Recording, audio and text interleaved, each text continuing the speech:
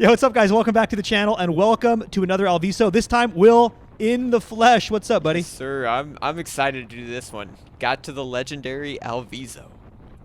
You were here, dude. You're here for a whole week. Yeah. Just a couple days ago, you left. We made so much content, guys.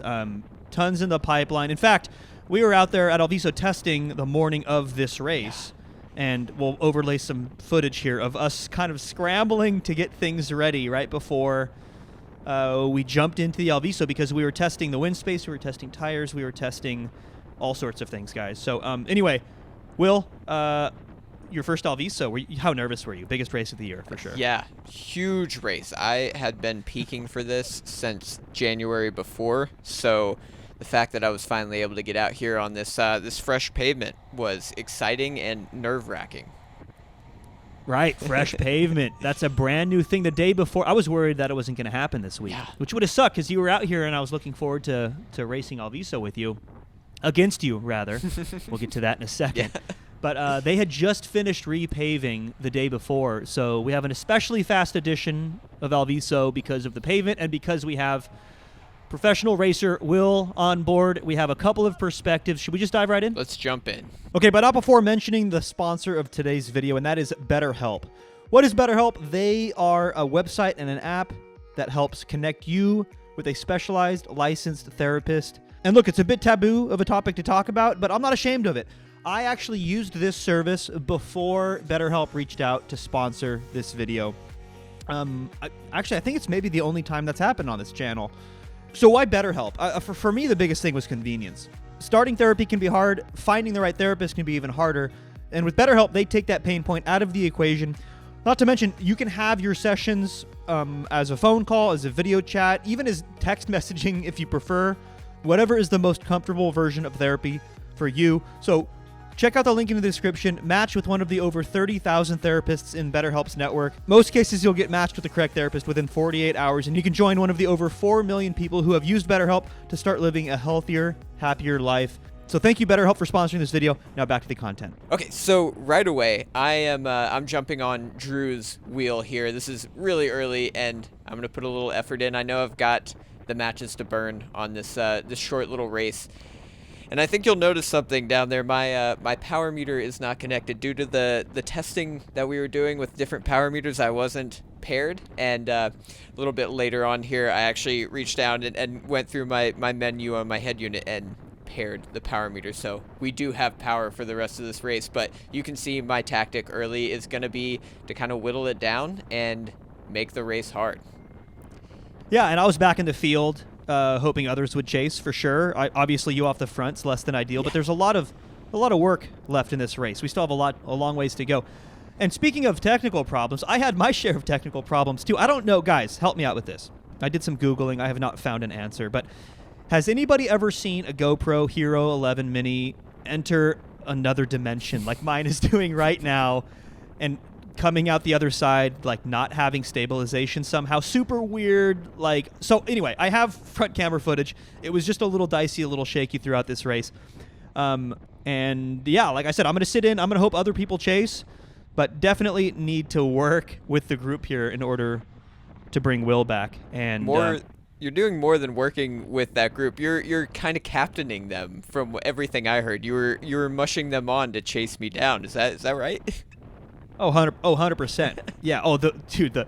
The smack talking game is like half of bike racing, especially at Alviso. Like, guys, use a pro. We need to bring him back. So not only was I rolling my fair share of turns on the front, I was also kind of goading others to do the same. Because, like I said, there's a big threat, right? It's a tip of the cap to you, Will. It's like, why are we letting the guy who does this for a living do the thing that he's best at, which is riding a breakaway?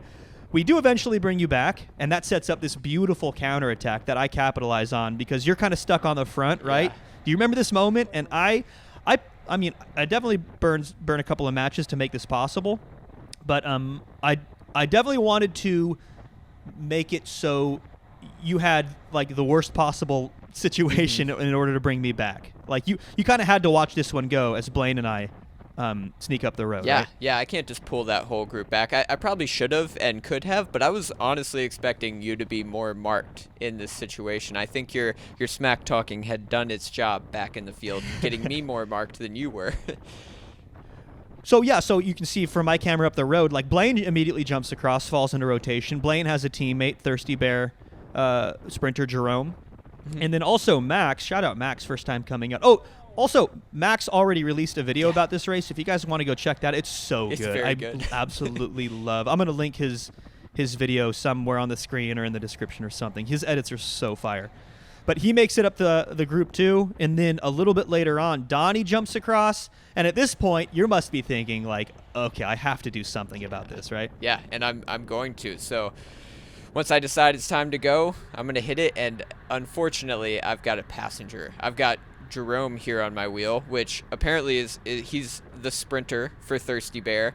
I don't know this because I have not done Alviso before, but Jerome just gets a free pass up to the front. He does not take a single pull. We do like 3 laps to bring you guys back, or rather to bridge up to you guys. And Jerome is there with me. I tell him once we get up there, he better start working, and luckily he does. He starts pulling through with you guys. What'd you end up doing? Do you remember for that effort to get across? I'm looking it up right now. It was a pretty gnarly effort. I'm not sure. I was keeping it pretty steady if I could. Okay, wait, I found it. We're doing this on the fly. We're doing it live. You did over 400 watts, 412 watts for 4.5 minutes in order to bring us back. And I remember like thinking, wow, has Will just lost this race? Because we were motoring up the road, and like I always had a little bit left over to respond to potential counterattacks, stuff like that in the breakaway. But I remember thinking like we're going pretty hard. I was taking pulls at in the high 300s, so it required an effort like I just said, over 400 watts by yourself with the Thirsty Bear sprinter Jerome in tow. But it was a good thing you did that. I mean, this was the correct decision. It was an unfortunate circumstance for you, but you had to do that. Otherwise, the race was just gone, right? Yeah. I mean, I can't just let that many people go up the road and expect anybody but myself to make something happen. So just having one passenger, I suppose, is pretty good. And when you're riding on your own, it's going to be a smooth pace because there's no checking each other out. You're just you're just pounding until you get to the front. Right. And guys, this is the home court advantage I have. This is kind of the secret sauce for Alviso that helped me in this specific situation. Was like, I know who these riders are. I know their strengths, their weaknesses. I know what they're willing to do, what they're not willing to do, all that stuff. Will doesn't know any of this. He's coming into this blind. That's why I thought for a moment you lost. But I knew that it was going to be a hard effort for you to get across. I knew that it was going to really punch your ticket if you were going to make it at all. Mm-hmm. The good news is you made it. So that makes this kind of like swollen group of like, how many? There were 8 of us eventually in this lead group. Mm-hmm. And we fell into rotation, but I knew that wouldn't last. Let's check it out.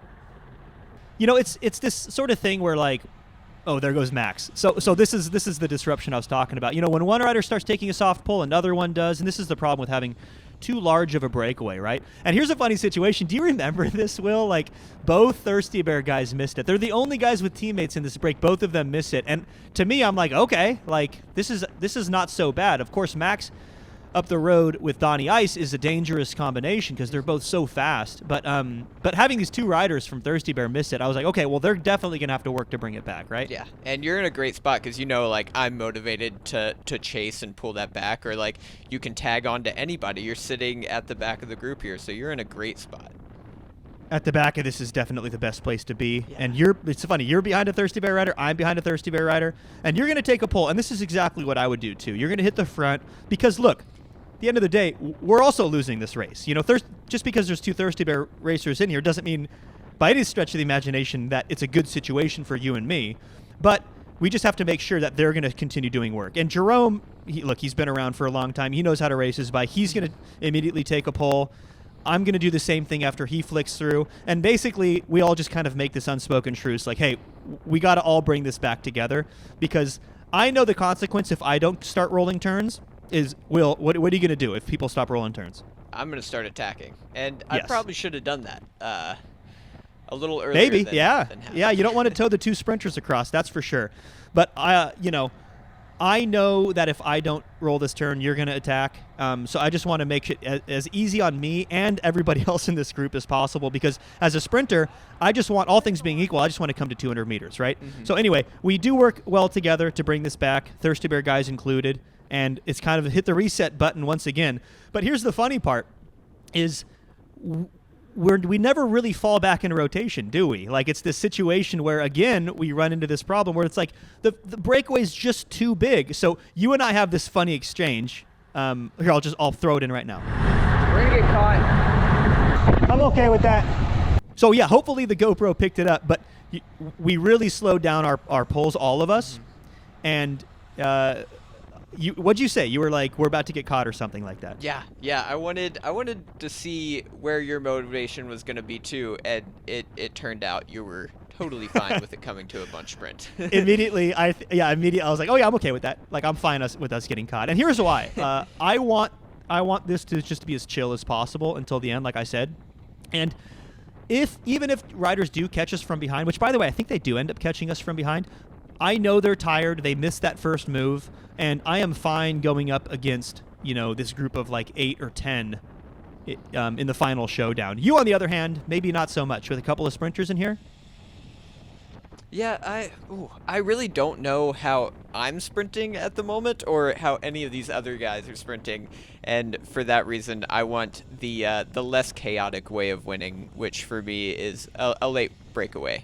Late breakaway solo, ideally, obviously, yeah, but with a smaller group than like 8 or 10, yeah?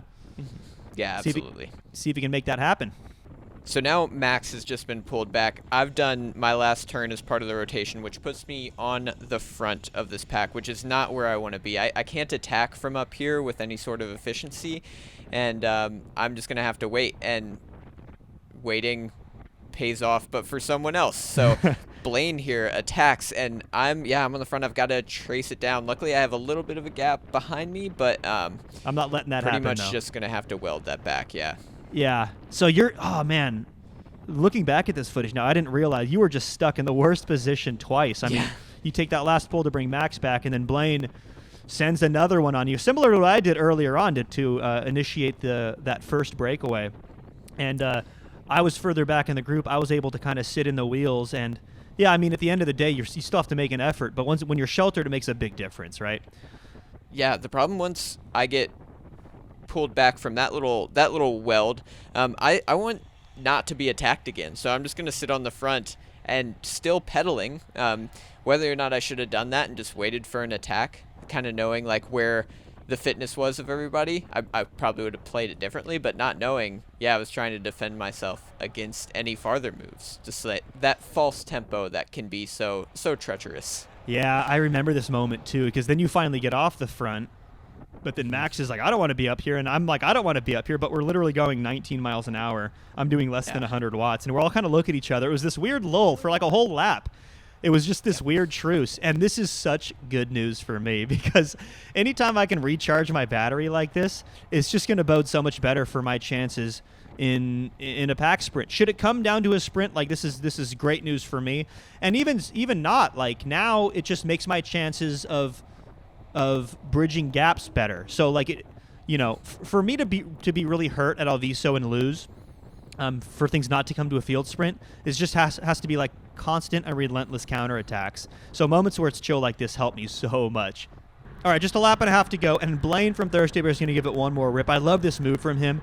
I mean, like Thirsty Bear's playing their card, right? Like Blaine is good from this distance, but not only does this help his personal chances, but also let's not forget he's got his sprinter Jerome back in the pack, who's now able to sit in and rest.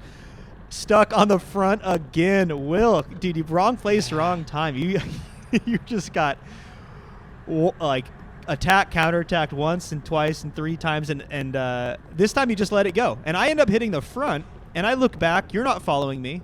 I noticed that Donnie wasn't following me. I'm like, okay, I'm just going to stand up and just start pedaling hard, because if it hurts me a little bit and it's hurting everyone else the same, that's fine. I look back, I notice that I was in fact getting chased back.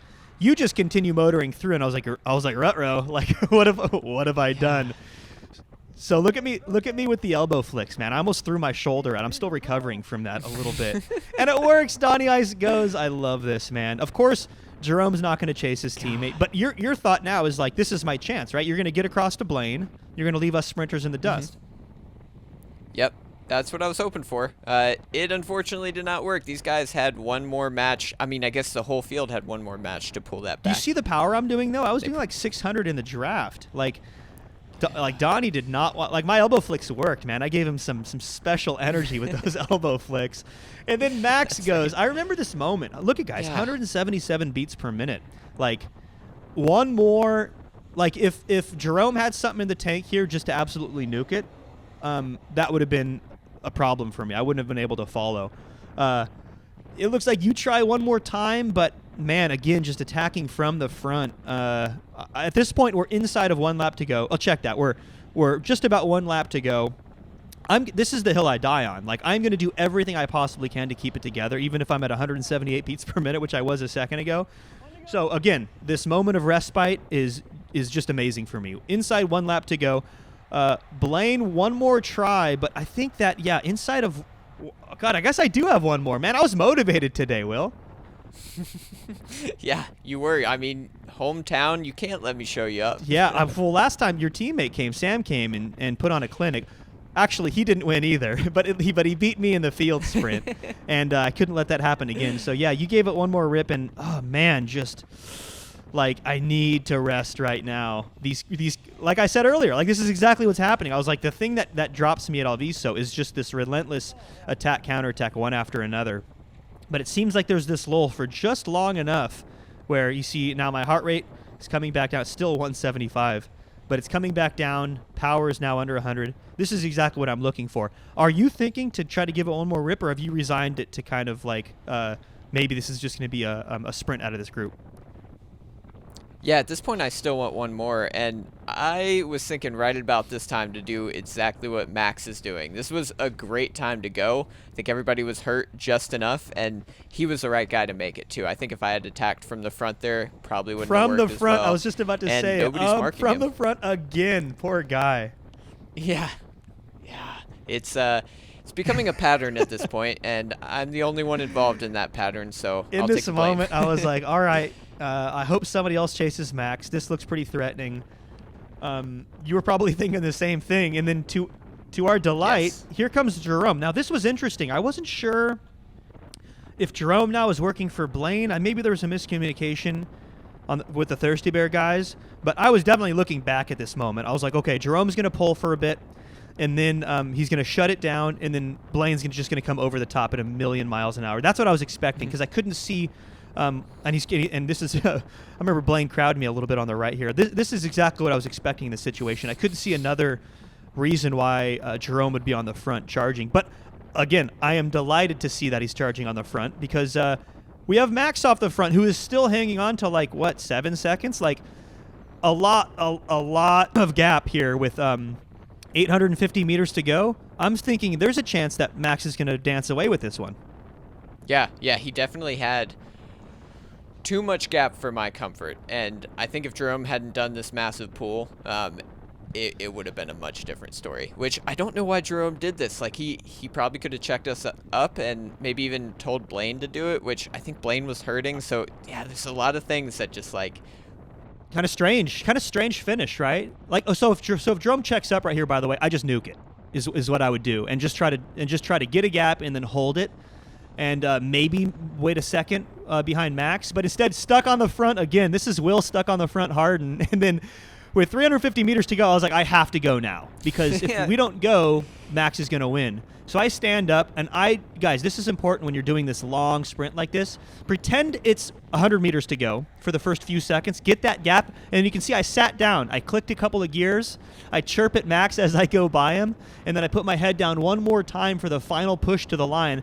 But when you have a gap, everyone behind you is doing the same amount of work. So poor Will stuck on the front again, waiting for these riders to come around, and it was just too little too late. I'm able to secure my hometown race, Alviso, And like I was saying earlier before we were recording, you remember when I said, Will, I was like, you're never invited again, because I think this was like the perfect storm of circumstances where I was able to pull down the W. And if I invite you back out, you're gonna soil my 1-0 reputation against you. So you did tell me not to go too early, and then you went real early. So next time I might have to try that same trick. just do the exact opposite of what I'm saying because I'm a trash talker on race day. Hey, that was a lot of fun. Did this end up being like 25 minutes? I'm not sure. We just continued talking. There was a lot going on. I hope you guys like this. And like I said, we recorded so much content while Will was down. So stay tuned for that. We have bike reviews. We have equipment reviews. We have a bunch of cool stuff. So get subscribed. Will, great having you on, buddy. Yeah, Jeff. Thanks.